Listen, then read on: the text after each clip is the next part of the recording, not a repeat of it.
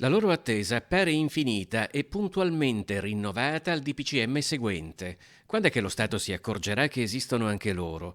Eppure sono tantissimi, migliaia solo in Veneto, ma quando si tratta di ristori non esistono. Non a caso si sono ribattezzati lavoratori invisibili, perché da quando un anno fa è iniziata la pandemia non hanno ricevuto neanche un euro di aiuto.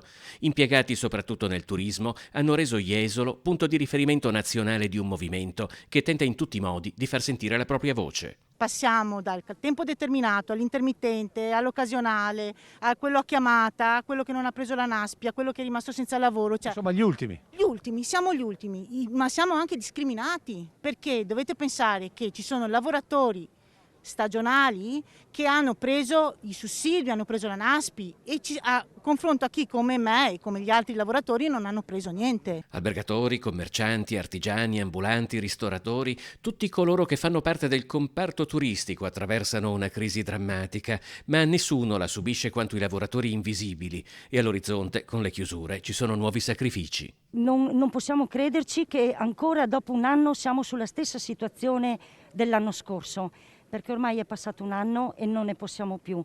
Vogliamo certezze e quello che vogliamo ancora di più è lavorare. Io sono una dipendente stagionale, ho sempre lavorato in estate, a volte con dei gruppi, in inverno, adesso non ci sono perché col Covid i francesi non vengono, i tedeschi non vengono.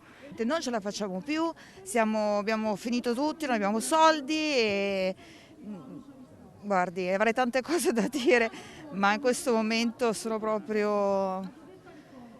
guardi, mi metto a piangere, giuro che no, non ce la faccio più, non possiamo più andare avanti così.